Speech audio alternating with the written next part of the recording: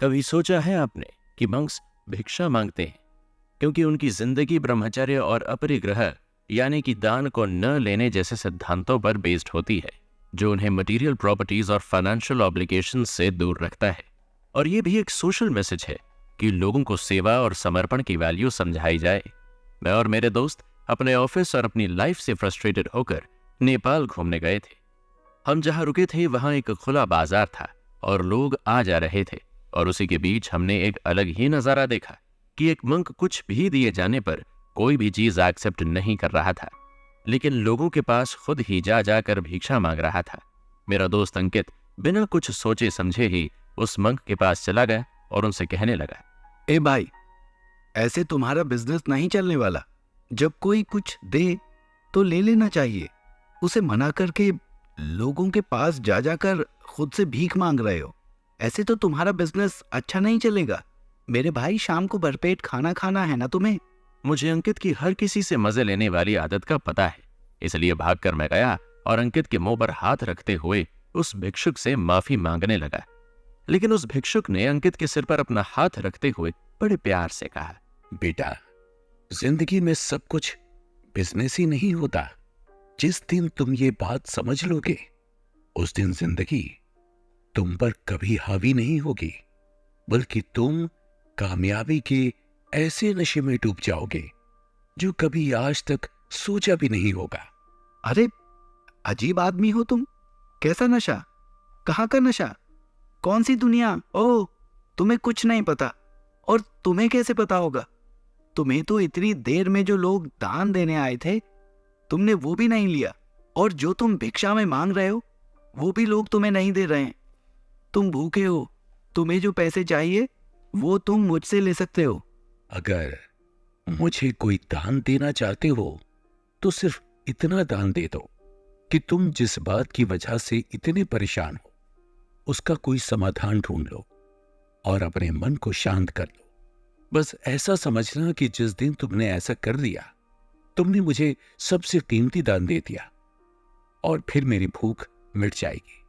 तुम जैसे नौजवान जो चाहे वो कर सकते हैं। बात यह नहीं थी कि अंकित कुछ भी बोल रहा था या फिर वो मंक अंकित की बातों का बुरा नहीं मान रहा था, लेकिन सवाल यहां आकर खड़ा हो गया कि आखिर उन्हें कैसे पता चला कि हम परेशान थे। क्योंकि बात तो यही थी कि हम वहां कुछ दिन अच्छे से बिताने गए थे और हम सब अपनी जिंदगी में हद से ज्यादा परेशान थे।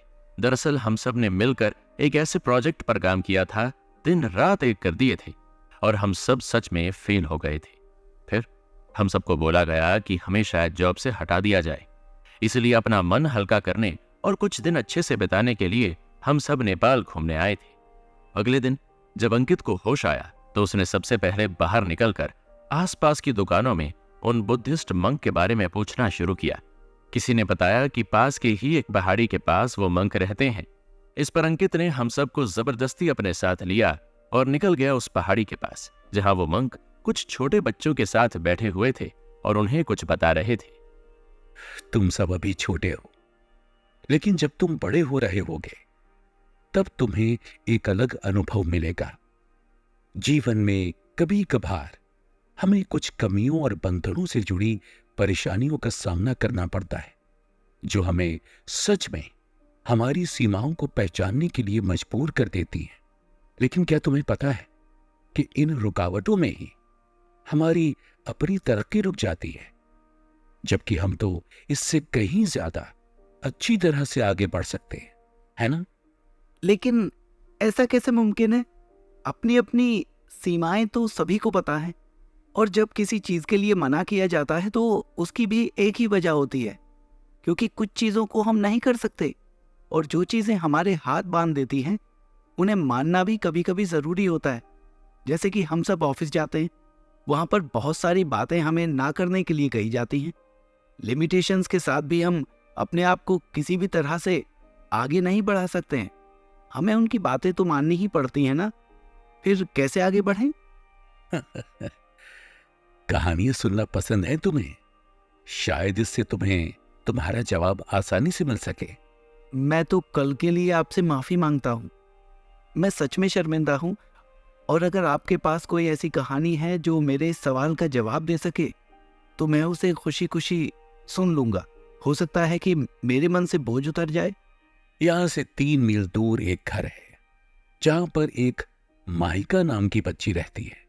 जब मैं उसके घर भिक्षा मांगने गया तो मैंने देखा कि उसकी हालत बेहद बिगड़ी हुई थी और वो खुद चलकर मुझे भिक्षा नहीं दे सकती थी।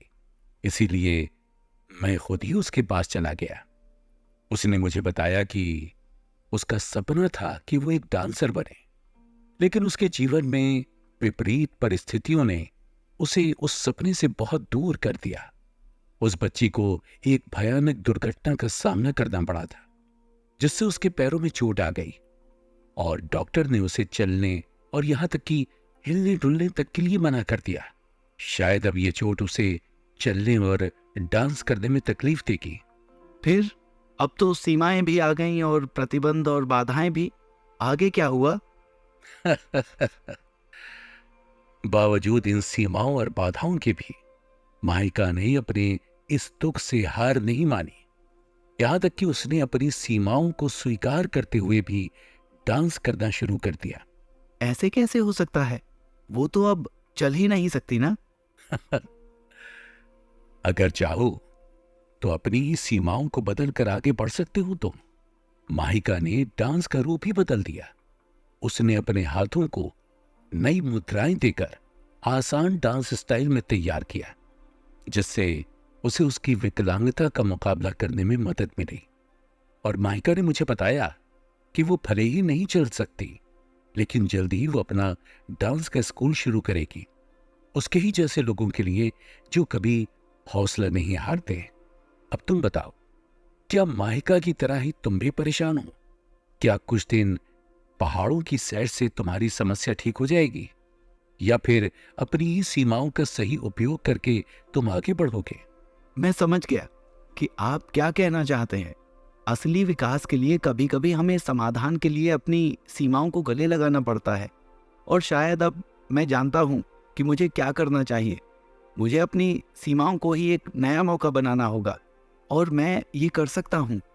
इनएबिलिटी और रिस्ट्रिक्शंस हमें उस डायरेक्शन की ओर बढ़ाती हैं जिसमें हम अपनी नौकरी करना चाहते हैं या फिर कुछ हासिल करना चाहते हैं, आगे बढ़ना चाहते हैं, और यही हमें अपनी कैपेबिलिटीज के सही इस्तेमाल का रास्ता दिखाता है।